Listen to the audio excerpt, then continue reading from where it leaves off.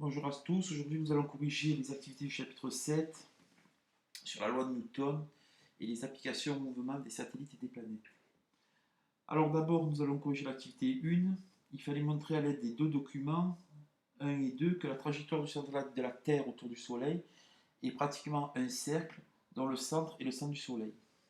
Alors quand on regarde tout d'abord le document 2, on s'aperçoit que le document 2 qui nous donne les caractéristiques d'une ellipse, une ellipse possède un demi-grand axe petit a et un demi-petit axe petit b.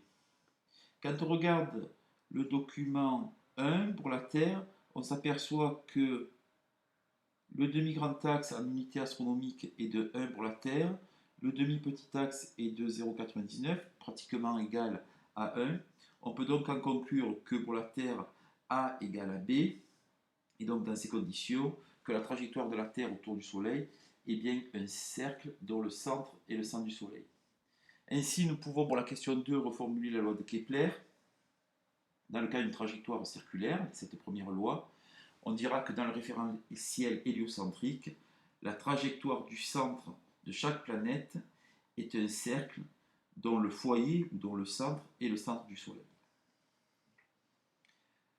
Passons maintenant à l'activité numéro 2.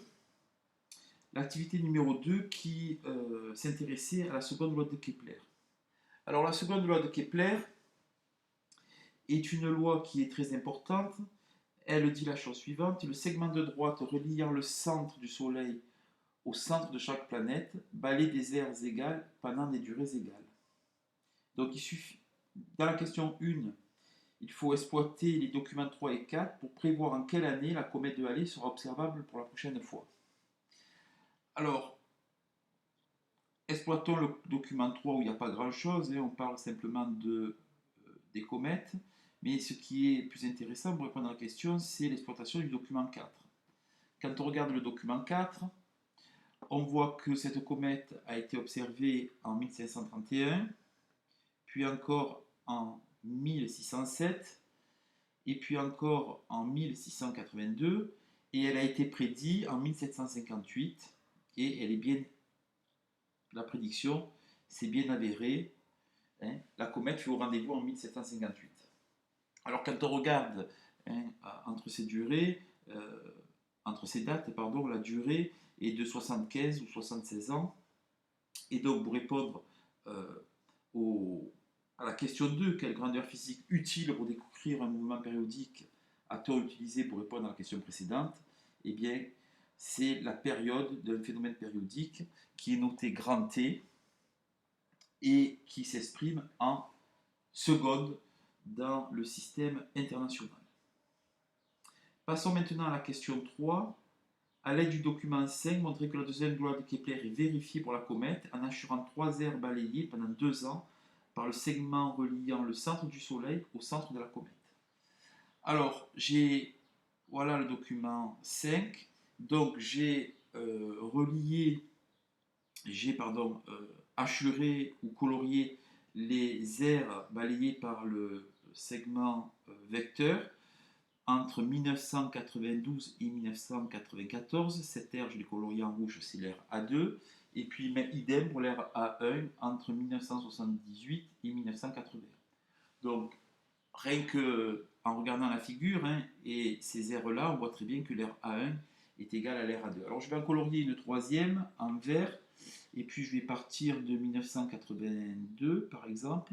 Et puis, je vais remonter 2 ans, donc ça fait 1984. Je vais tracer un premier segment, un second segment. Alors, je n'ai pas une règle, mais bon. Et puis, je colorie cette aire.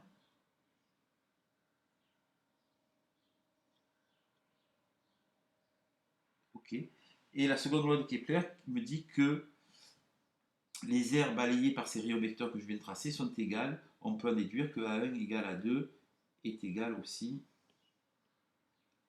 à A3. Dans la question 4, on rentre un petit peu plus dans le détail. Alors vous avez une figure qui est une ellipse, et puis on a représenté la portion d'air balayée par le segment SA pendant une durée delta t, et on vous demande en utilisant la deuxième loi de Kepler de représenter approximativement l'air balayé par le segment SB pendant la même durée delta t. Alors pour cela, je vais me placer en dessous. Je vais représenter une ellipse. Alors, elle est verte, bon. Et puis, je vais représenter ici le soleil, qui est des foyers, que je note S. Et puis, je vais changer de couleur. Voilà l'air balayé par le rayon vecteur SA. Ok, cet air balayé, c'est l'air balayé pendant delta t.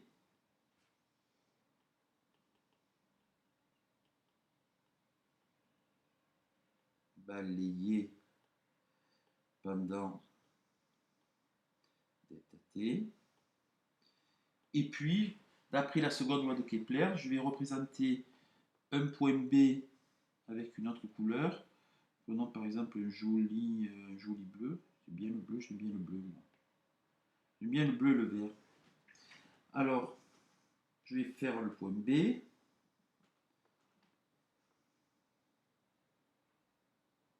Ah, c'est redevenu vert, on dirait. Alors, je vais le faire, je vais, hop, et puis je vais le mettre en bleu, voilà.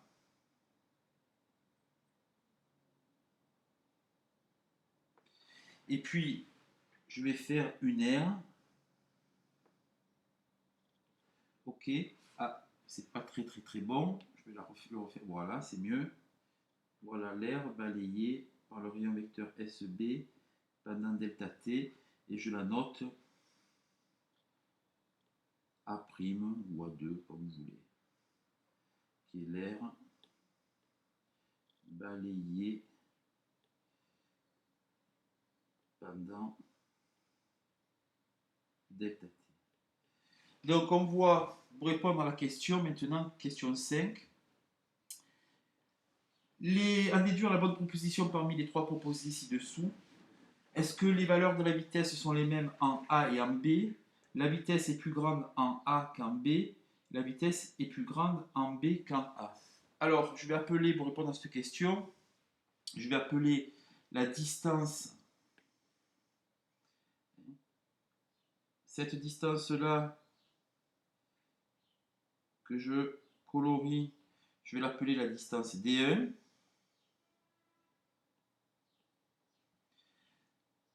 Distance parcourue par SA pendant delta t. Et puis je vais faire la même chose. Voilà la distance D2. Voilà, un morceau d'ellipse. Qui est la distance parcourue par le rayon vecteur SB pendant delta t, le même intervalle delta t. Donc la vitesse, je vais appeler V1 la vitesse de ce rayon vecteur qui parcourt la distance D1. Donc V1 est égal à D1 sur delta t. Et puis même chose pour V2. V2 égale à D2 sur delta t. V2 étant la vitesse parcourue par le rayon vecteur pendant le même intervalle delta t par le rayon vecteur SB. V1 sur V2 est égal à D1 sur D2. Et je vois que D1 est supérieur à D2. Donc le rapport est supérieur à 1, d'où V1 est supérieur à V2. Bien entendu, on aurait pu s'en douter, puisque pendant le même intervalle delta t, la distance parcourue D1 est supérieure à la distance parcourue D2. Donc la vitesse V1 est donc supérieure à la vitesse V2.